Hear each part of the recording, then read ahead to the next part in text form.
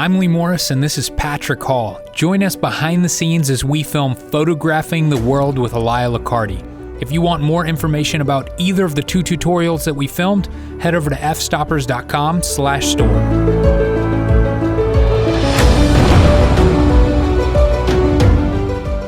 In this week's episode, we take our tuk-tuk driver to shoot some sketchy machine guns. We wake up super early for the most spectacular sunrise photo in the world. And for my birthday, I eat a pizza that has an extra special Italian seasoning.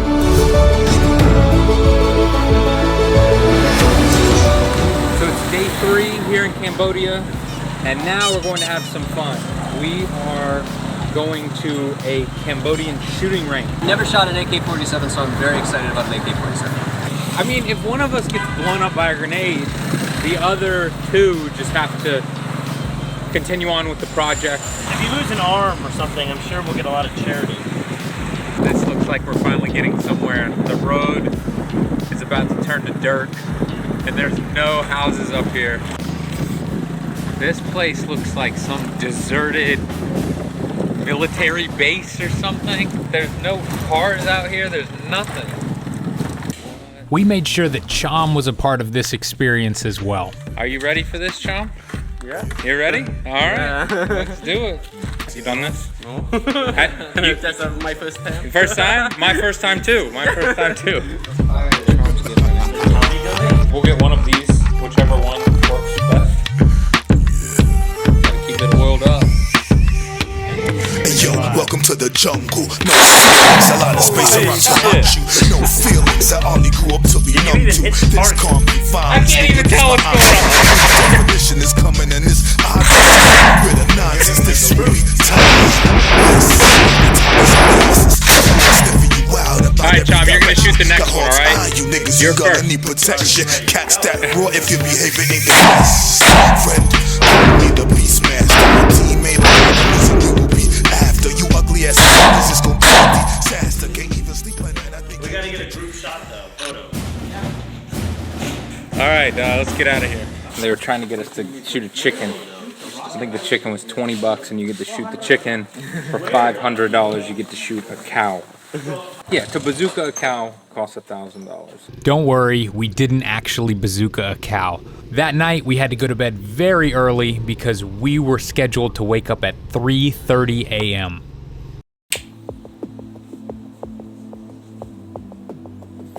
$3.50, time to get up.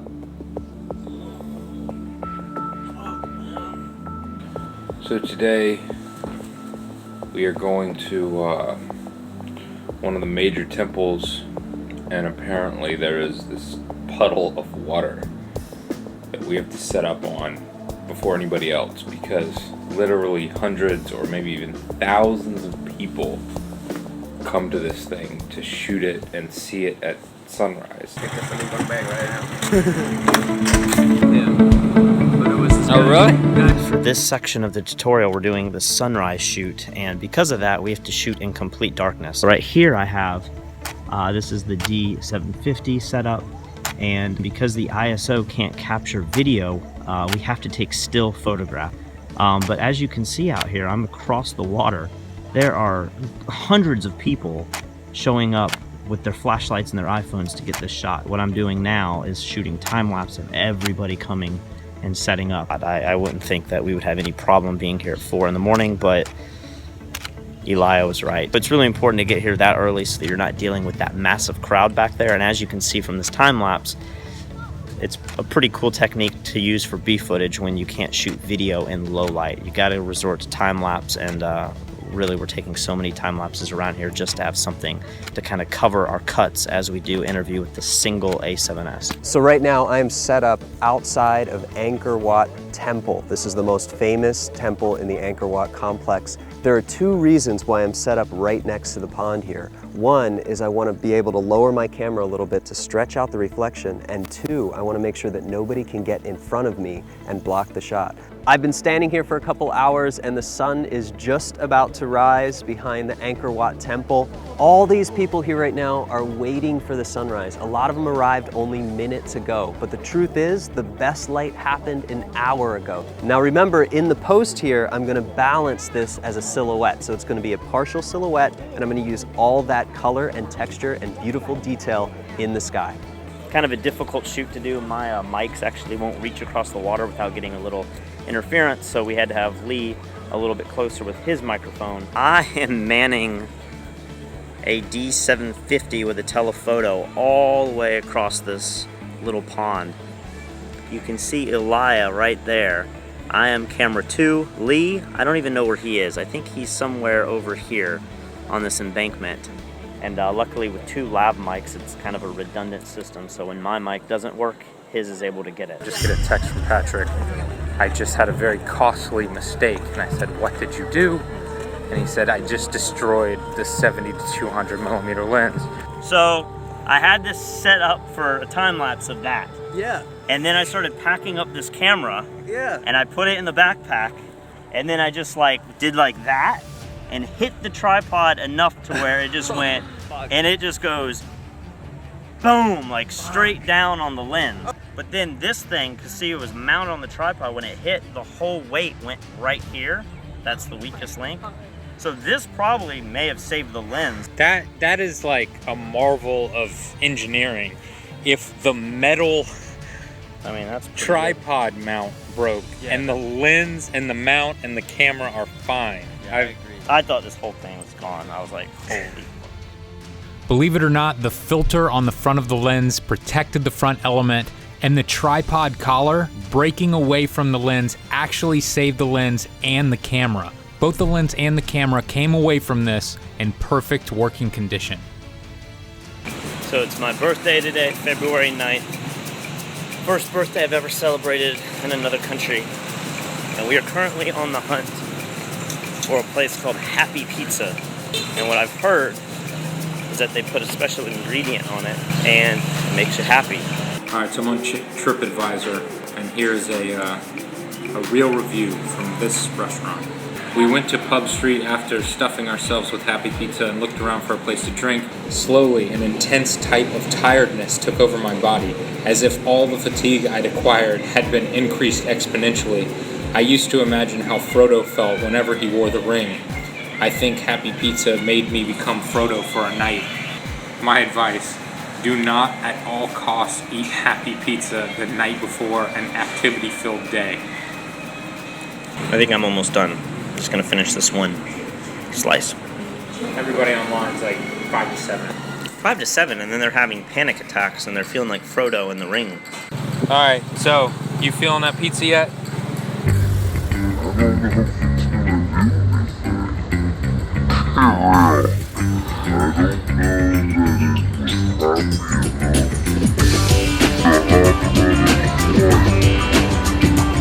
Patrick is being very philosophical right now because the Happy Pizza has kicked in.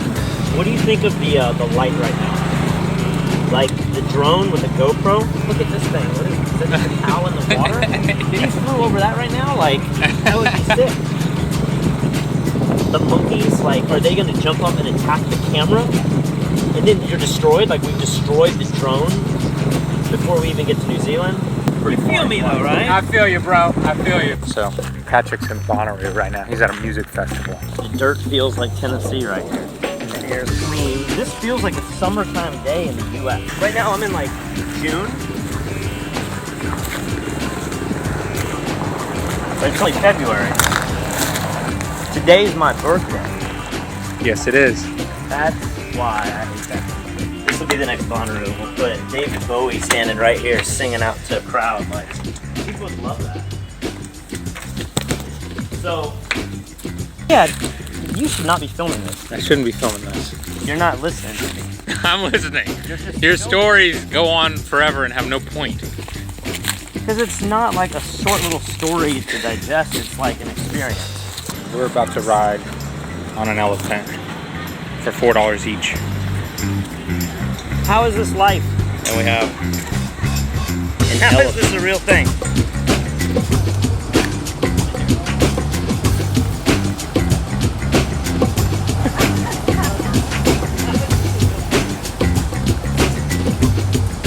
This is so peaceful. It's a little high, but What is that? it's just a big ass balloon. We could take Chom up there. Chomp. Have you done it? Yeah. All right.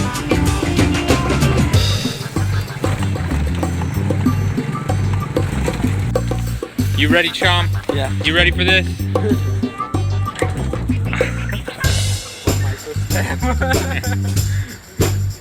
It was amazing seeing the city from this incredible point of view, and I enjoyed bringing Chom along because he had never gotten to experience this before. After that, we decided to give him one more very unique experience. Okay, so I stopped here because I want you to fly the helicopter. Oh. Just do this, up.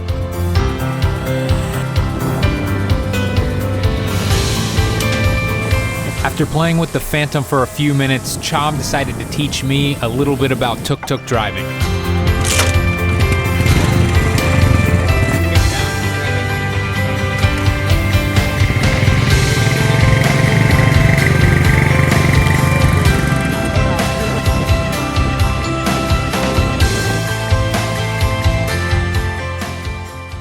Chom then took us through his village and we got to meet some of the local children.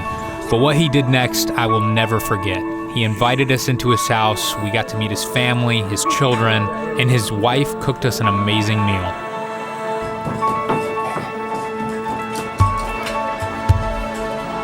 Ah, very good. All right, what should I try first? I'm gonna try this. You want? Yes. Very similar to snake. Very dry fish. What does that spicy sauce taste like? It is like a salty, dry rub with this heat that I think I've had two of the best hot sauces I've ever had here in Cambodia. Yeah, I had just the smallest bit in my face, but it tastes so good. It's not like how, like the pepper that we're used to in the States. Yeah. It's very different.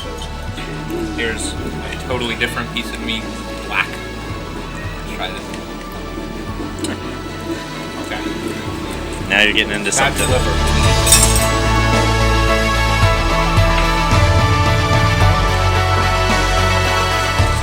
Nothing will bring a spoiled American back to reality faster than seeing firsthand how the rest of the world lives. Thank you, Chom, for this amazing experience. It is something that I will surely never forget. When I heard that we were going to be visiting Cambodia, I have to say I wasn't that excited about it. I thought that it wasn't going to be as nice or as pretty or as clean or as convenient as many of the other countries that we were going to visit, and therefore I thought I wasn't going to have much fun. I really wasn't going to like it. And I have to say now, after I actually was there and I experienced it for myself, Cambodia was one of my favorite places to visit on this entire world tour.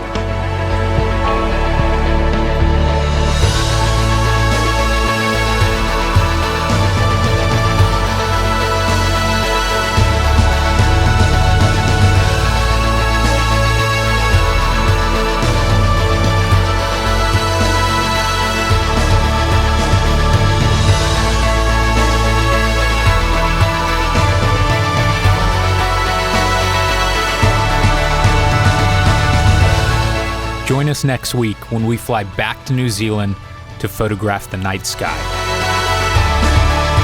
Subscribe to our channel to follow the rest of the behind the scenes of photographing the world, and head over to fstoppers.com/EliLacardi for even more information about this entire project.